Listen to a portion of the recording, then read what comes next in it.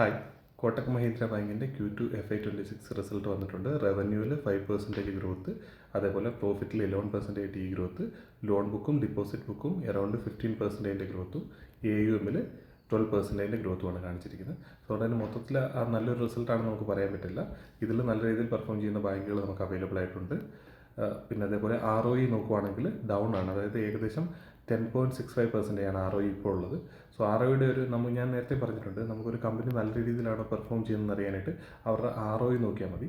Normally എല്ലാവരും പറയുന്ന പോലെ 10%, 12% അങ്ങനെ അതിന് മുകളിലാണോ ROE എന്നല്ല അപ്പോൾ നമ്മൾ നോക്കേണ്ടത്. നമ്മൾ നോക്കേണ്ട ROEയുടെ ഡയറക്ഷനാണ്. കഴിഞ്ഞ കുറച്ച് ക്വാർട്ടറുകളായിട്ട് അല്ലെങ്കിൽ വർഷങ്ങളായിട്ട് ഇവരുടെ ROE ഏത് ഡയറക്ഷനിലാണ് പോകുന്നത് നോക്കുക. ഇപ്പം കോട്ടക് മഹീന്ദ്ര ബാങ്കിൻ്റെ തന്നെ നോക്കിയാൽ നമ്മൾ 1 വർഷം 2 വർഷം മുമ്പ് നോക്കിയാൽ അറൗണ്ട് 15% ഉണ്ടായിരുന്ന ROE ഇപ്പം 10.65% ആയിട്ട് കുറഞ്ഞിട്ടുണ്ട്. കഴിഞ്ഞ ക്വാർട്ടറിൽ 11% മുകളിലുണ്ടായിരുന്നു. ലാസ്റ്റ് Q2വിൽ 13%, അതായത് അറൗണ്ട് 14% അടുത്തുണ്ടായിരുന്ന ROE ഇപ്പോൾ കുറഞ്ഞിട്ട് ഏകദേശം 10.65 ആയിട്ടുണ്ട്. സോ അതിനർത്ഥം കമ്പനിയുടെ മൊത്തത്തിലുള്ള പെർഫോമൻസ് താഴേക്കാണ് വരുന്നതെന്നാണ് നമുക്കതിൽ നിന്ന് മനസ്സിലാക്കാൻ പറ്റുന്നത്. ROAയും ഡൗൺ ആണ്, അതേപോലെ നിംസും കുറച്ച് ഡൗൺ ആണ് കഴിഞ്ഞ ക്വാർട്ടറിൽ നിന്ന്. നിംസ് നമ്മൾ എക്സ്പെക്റ്റഡ് ആണ്, കാരണം എന്താണെന്ന് വെച്ചാൽ RBIയുടെ റേറ്റ് കട്ട് ഉള്ളതുകൊണ്ട് തന്നെ നിംസിൽ ഈ 1-2 ക്വാർട്ടറിൽ ചെറുതായിട്ട് കുറയാൻ സാധ്യതയുണ്ട്. പക്ഷേ അത് അടുത്ത 1-2 ക്വാർട്ടർ കൊണ്ട് തന്നെ റിക്കവർ ആവാനുള്ള ചാൻസ് കൂടുതലാണ്.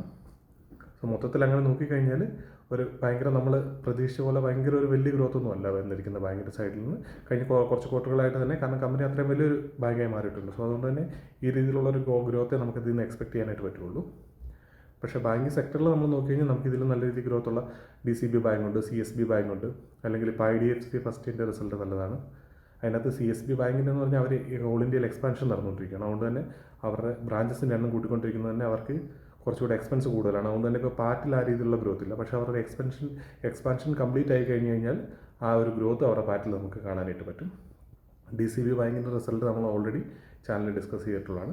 പറ്റിയാൽ നമുക്ക് CSB ബാങ്കിൻ്റെ IDFC ഫസ്റ്റിനെ നമുക്ക് ഈ Q2 തന്നെ റിസൾട്ട് നമുക്ക് അനലൈസ് ചെയ്ത് നോക്കാം. ഇതൊക്കെ തന്നെയാണ് ബാങ്കിനെ പറ്റി പറയാനുള്ളത്. പിന്നെ അവരുടെ NNPAയും GNPAയും അസറ്റ് ക്വാളിറ്റി നല്ല രീതിയിൽ തന്നെ മെയിൻറ്റെയിൻ ചെയ്യുന്നുണ്ട്. അതുകൊണ്ട് തന്നെ സ്റ്റോക്കിൻ്റെ പ്രൈസ് ഒരുപാട് താഴേക്ക് പോകാനുള്ള ഈ അസറ്റ് ക്വാളിറ്റിയാണ് അത് താഴേക്ക് പോകാതെ അങ്ങനെ പിടിച്ചു നിർത്തിയിരിക്കുന്നത്. പക്ഷേ നമുക്കൊരു ഹയർ ഗ്രോത്ത് എക്സ്പെക്ട് ചെയ്യാൻ പറ്റുമെന്ന് ചോദിച്ചു കഴിഞ്ഞാൽ സംശയമാണ്.